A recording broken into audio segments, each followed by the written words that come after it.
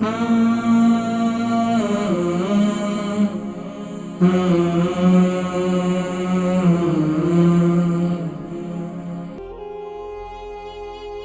یہاں ہاضمے کی اور پیٹ میں ری کی بڑی شکایت کرتے ہیں، پیٹ میں ہوا بنتی ہے، کھانا ہضم نہیں ہوتا، اور ہمیشہ جو ہے یعنی کہ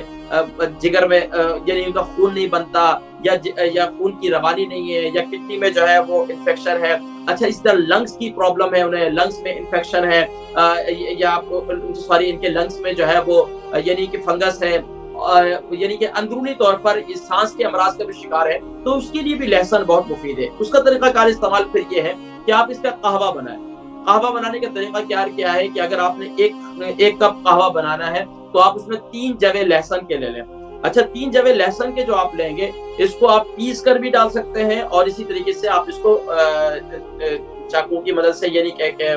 چھری کی مدد سے چھوٹے چھوٹے پیسز کر کے اس کو اس میں بھی ڈال سکتے ہیں۔ اچھا، اس کو تھوڑا سا مزید ذائقہ دار بنانے کے لیے، ظاہر بات ہے ہم لوگ یوز ٹو نہیں ہے، چائے کے شوقین ہیں اور مشروبات، میٹھے میٹھے مشروبات کے شوقین ہیں، تو ہم اب یہاں یو کے یورپ میں رہنے والے تو اور زیادہ نازک ہو گئے ہیں، اب وہ کون پیے گا اس کو؟ تو اس کو تھوڑا سا مزیدار بنانے کے لیے اس میں آپ تھوڑا سا گڑ ڈال دیں اگر آپ کو شوگر نہیں ہے، تھوڑا سا پودینہ ڈال دیں، 1-2 الائچیاں ڈال دیں، اسی طریقے سے آپ اس کو تھوڑا سا ذائقہ بنانے کے لیے مزید اس میں سونف بھی ڈال دیں۔ تو یہ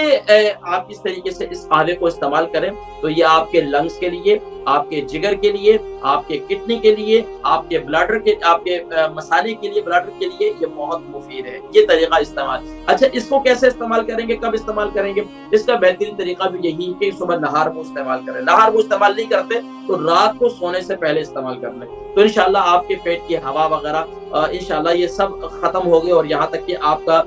دیکھیں آپ کے جسم میں خون کا دوران نہیں ہے اندرونی طور پر۔ اچھا، یہ بھی ایک بات ذہن میں رکھیں، ہمارے لوگوں کو جب کسی چیز کے استعمال کے بارے میں بتلایا جائے نا،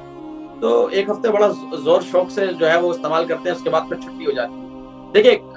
ہمیشہ وہ چیز آپ کو فائدہ دیتی ہے جو کنٹینیوسلی استعمال کی جائے اور ہمیشہ استعمال کی جائے۔